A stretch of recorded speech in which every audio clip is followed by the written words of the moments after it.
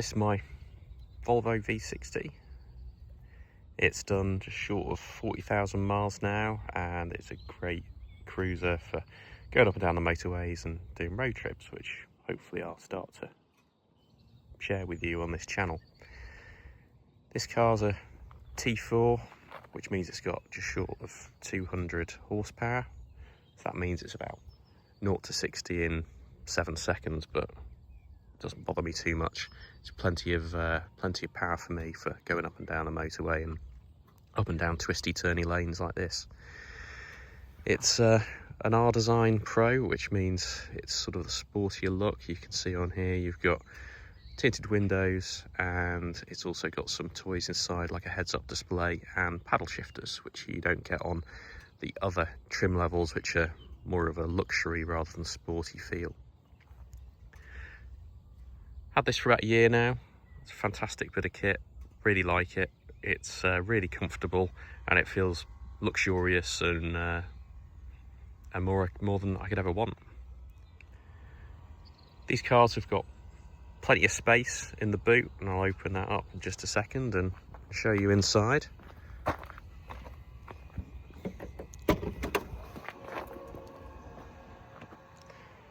Plenty of room in there. You can get loads of bags, dogs, whatever it is that you want to put in there. And if you take the parcel shelf out and stick the seats forwards, you get a really huge area to put whatever you want, wardrobes and antiques and all that type of thing. This car is pretty much the natural successor, at least according to Volvo, of the V70, which are really, really popular second-hand cars. They seem to have a bit of a following online, people doing road trips in that type of in that model of car. V90 is a bit longer than this. It's about 7 to 10 centimeters longer, but it doesn't make a huge difference in terms of the overall space that you get in one of these. Here we are now inside the car. You can see the heads-up display in front of the driver's position, and you've got the Sensus sat-nav, which is the one that's built into the car, displayed between the speed and the tachometer. And then you've got the map, which you can make full screen, which is brilliant. If you use CarPlay, you can't actually do that on here, and you end up with a half screen CarPlay. It's just the way that these things are. You'll see I've got a wireless dongle from Amazon. Just plug it in under the armrest, and it makes it wireless CarPlay rather than having to plug in with a wire each time. I prefer using the full screen sensor system. The maps are up to date. You get wireless updates over the air, and it's also got traffic information, so if you are worried about getting stuck in traffic, the car will find wherever any traffic jams are and try and route you around them. You got the paddles for the gear shift, and you got various different controls in the middle, such as temperature with dual zone air conditioning, and heated steering wheel and heated seats. A lot of people say it's hard to use this and it's distracting when driving, and I suppose it is, but down here on the steering wheel there's a little button which is just there, and if you press that, you can actually change the temperature of the car, get it to navigate to places and do whatever you need to do, really, by using voice control. And it does work, and it gets around that little niggle with options being buried in screens. Obviously this is an automatic car. I don't think they make these in anything but automatics. It's nice to drive, loads of space, feels nice and luxurious in here. You see an aftermarket integrated sat-nav that I've got, not sat-nav, it's a dash cam, and that's been really, really good because it's avoided trailing wires all over the place and trying to bury them behind the trim, so that's worked out really nicely.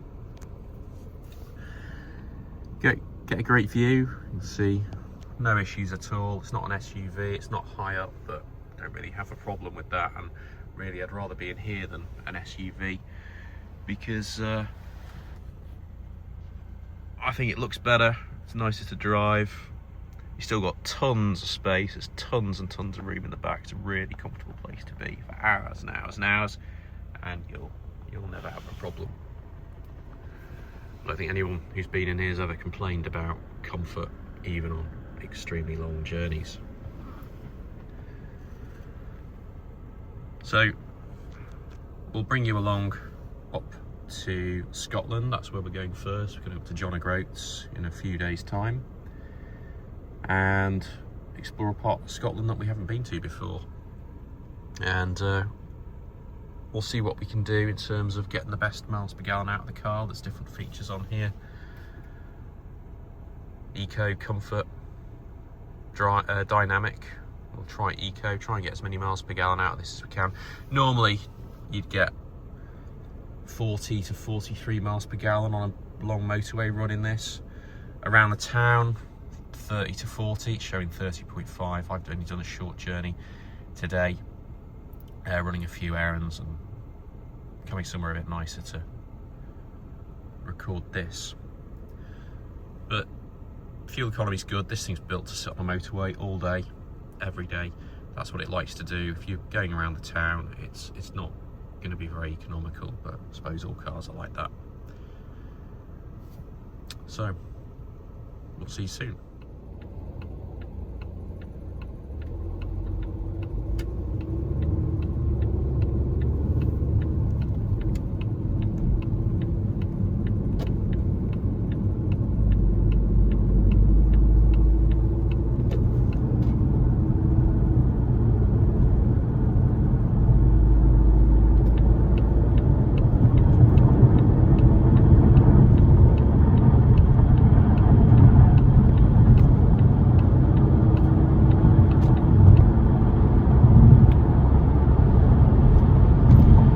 There we go, we're now on the motorway on our trip up to the north of Scotland, and it's 10:41 in the morning. Done about 10 miles so far today, and we've got another 460 miles ahead of us with an ETA of about 6:10 tonight, if we don't stop, which of course we will have to stop.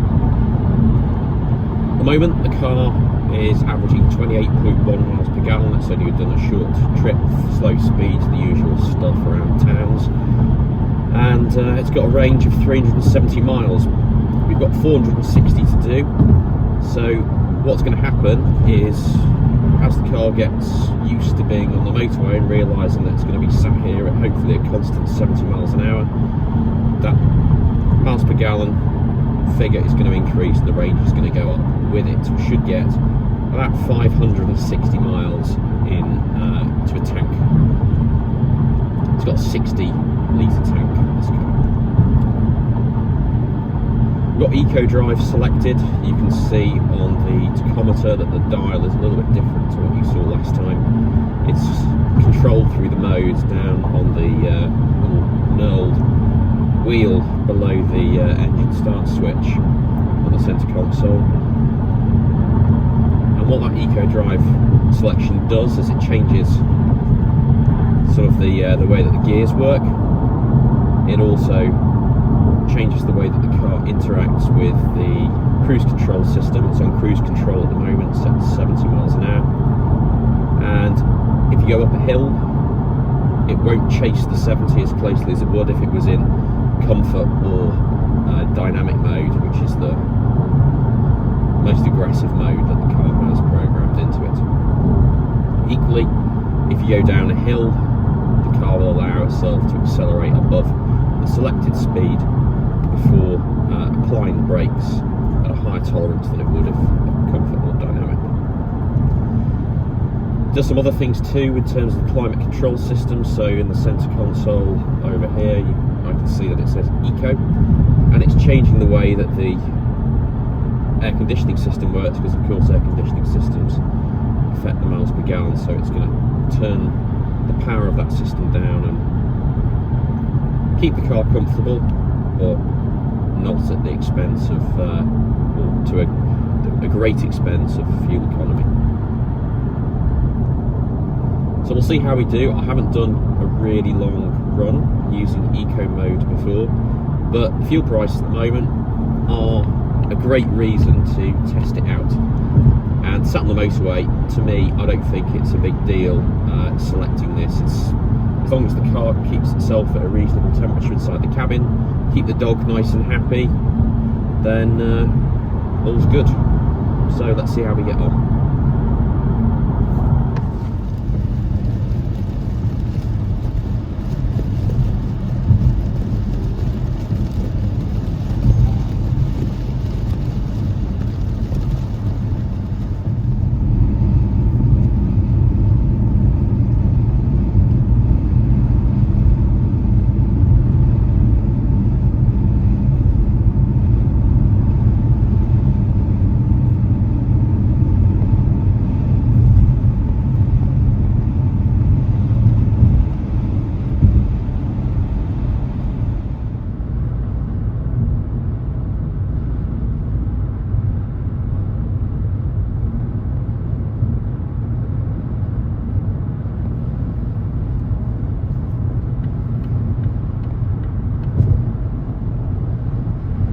So we're at Cairn Lodge Services now, and it's time for a little leg stretch.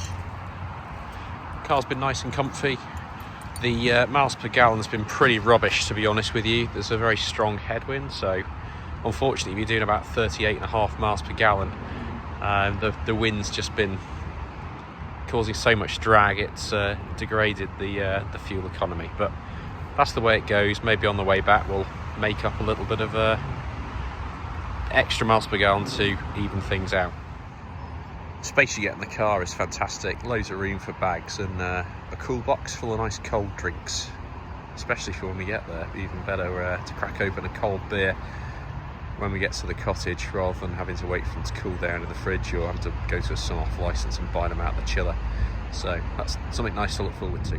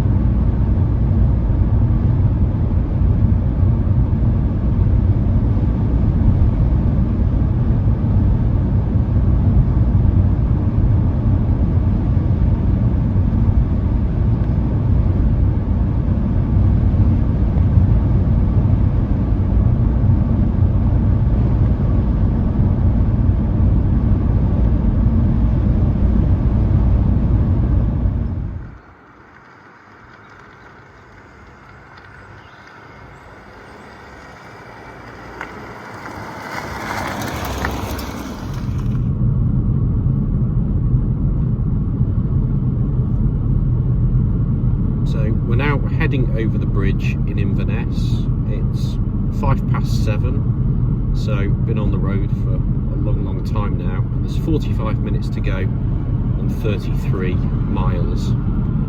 Got 140 miles of range left. We've done 435 miles, and the average miles per gallon is 40.1, so that's come up a lot from when we were on the M6, where it's very undulating and there was strong headwinds.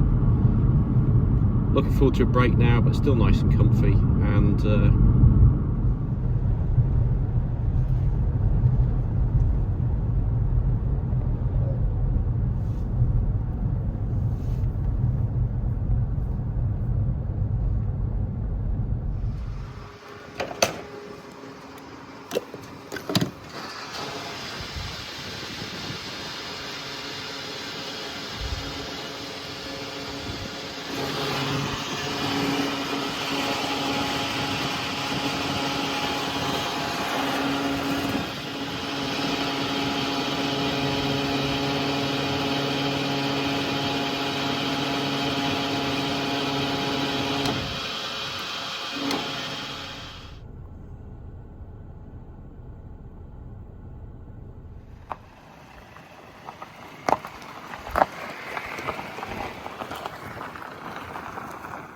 almost 500 miles later, here we are, safely arrived.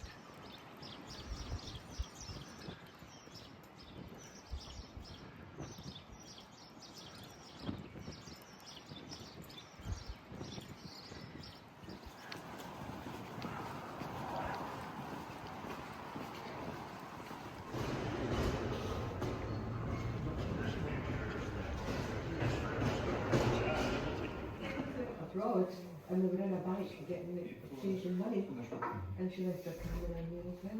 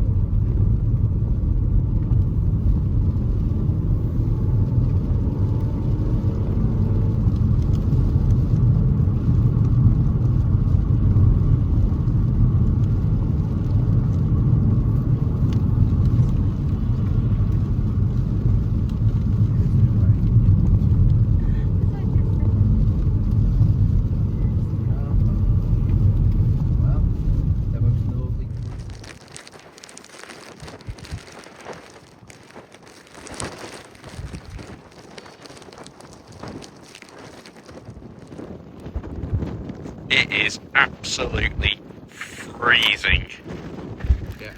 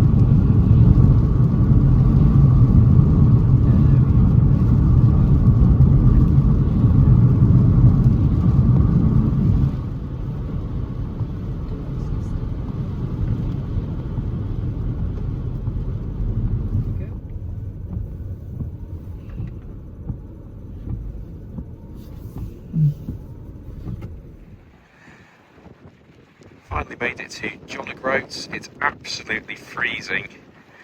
The roads around here are absolutely awful, but it's sort of stopping raining, so there we are, got here.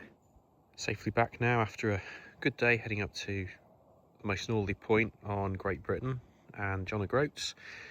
Plenty more to come, but that'll probably be in another video. Thanks for joining us so far.